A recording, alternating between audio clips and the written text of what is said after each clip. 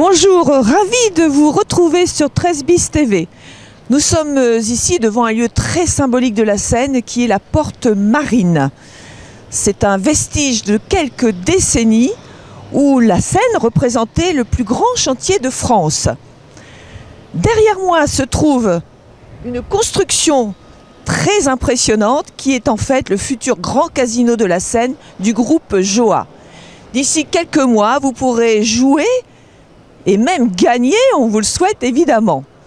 En attendant, je vous propose d'en savoir un peu plus sur ce magnifique futur lieu de loisirs.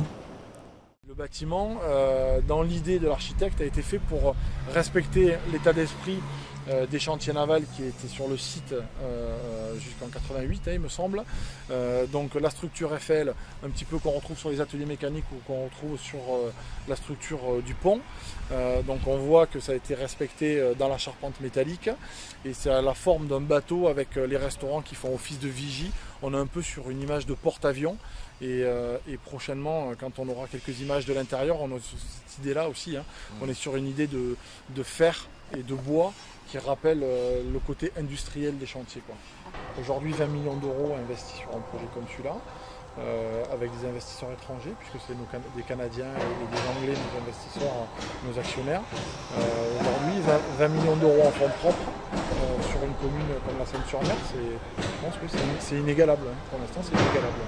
Et vu le secteur d'activité qui fait quand même moins de 39% sur les 5 dernières années sur le Var, le monde du jeu, c'est ambitieux et c'est même culotté de monter un projet comme celui-là. Mais si on le monte, c'est qu'on y croit. On est sur de la hauteur de génie civil, où on construit des ponts, on est sur les mêmes techniques et on a calculé à peu près 500 tonnes d'arrachage au point de ralliement de la structure métallique sur la façade. Et donc avec ces tiges, ça permet de répartir la zone de pression sur tout le long du bâtiment. Le groupe Joa, c'est un petit peu l'idée, c'est de changer le regard des gens un petit peu sur le monde des casinos. C'est-à-dire qu'on n'est plus dans des salles machines à sous austères, mais on est sur des lieux de vie complètement aérés et beaucoup plus clairs. Puisque l'idée c'est aujourd'hui de montrer ce que l'on sait faire et aujourd'hui ce que l'on sait faire c'est faire rentrer de la lumière dans nos salles machines à sous et d'avoir une autre vision. Voilà, avant on avait des salles qui étaient très obscures avec un côté un petit peu intemporel, aujourd'hui on n'est plus du tout là-dedans puisque les machines à sous c'est notre cœur de métier mais c'est pas que ça. On sait faire des restaurants, on sait faire des hôtels, on sait faire des bowling, on sait faire des jeux traditionnels également, mais on sait faire des bars, on sait faire des discothèques. C'est 21 casinos en France et c'est aujourd'hui l'ADN, c'est ça, c'est d'avoir une multi-activité différente d'un casino classique qu'on pouvait le trouver il y a quelques années. Qui n'a pas rêvé d'un printemps sous les étoiles? La Seine le vit déjà depuis 15 ans. Le 16e Festival du cirque contemporain va ouvrir les portes de son chapiteau pendant 10 jours. Des funambules, des jongleurs, des danseurs vont vous présenter des numéros absolument superbes. Pour vous donner un avant-goût de ce beau programme, je vous invite donc à rencontrer la compagnie Apésar Solta avec leurs deux créateurs qui sont sénois, Tom Preneur et Alouana Ribeiro. Retour en images.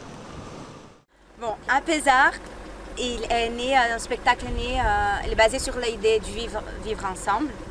On s'est dit que dans le monde d'aujourd'hui, les relations elles sont éphémères, que les gens se quittent très facilement et qu'on ne voit pas trop ce compromis. Et on a voulu parler de ça, du compromis, de qu'est-ce qui se passe quand il y a deux personnes qui décident de vivre ensemble malgré tout.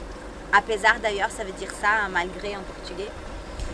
Et que l'idée c'était ça et après bon... Il y a beaucoup de folie, beaucoup de joie, il y a aussi de l'amour, de la tristesse, enfin, c'est un univers, notre univers il était créé un peu comme ça.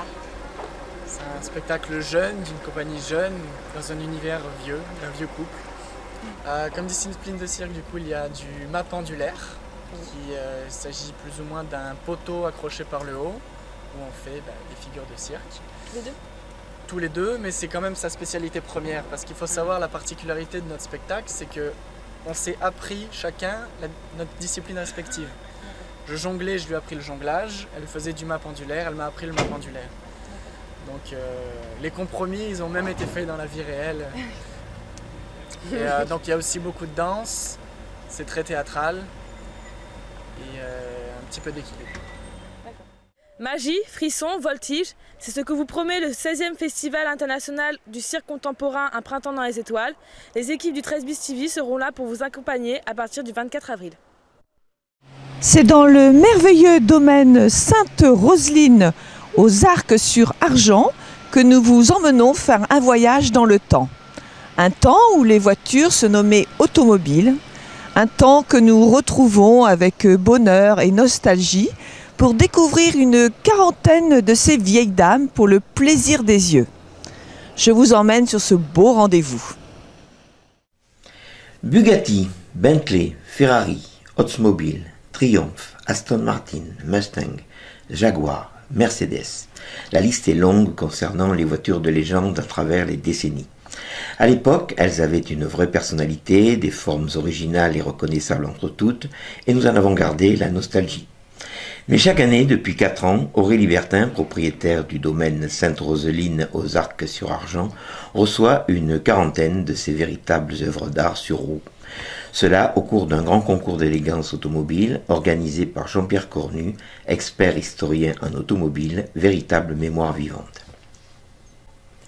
Journée prestigieuse autour de ces crus classés des Côtes de Provence, d'un excellent repas et de rencontres inattendues avec ces collectionneurs qui parlent des voitures comme ils parlent d'amour et surtout de passion, onéreuse certes, mais passion tout de même. Voici quelques portraits de ces collectionneurs pas comme les autres.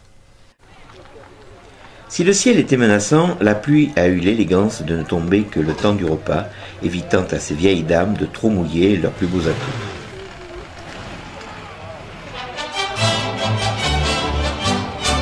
Aux environs des belles années 1910, lorsque le monde découvrait l'automobile, une pauvre femme abandonnée avec ses fils par son mari qui s'était enfui à la ville dans une superbe Panhard et le Vassor qu'il conduisait en plein essor lui écrivait ces mots d'espoir en pensant que peut-être un soir il reviendrait tout comme avant au lieu de partir dans le bain. Je t'attendrai à la porte du garage, tu paraîtras dans ta superbe auto. Il fera nuit, mais avec l'éclairage, on pourra voir jusqu'au flanc du coteau. Nous partirons sur la route de Narbonne, toute la nuit le moteur vrombrira, et nous verrons les tours de Carcassonne se profiler à l'horizon de Barbera. Le lendemain, toutes ces randonnées.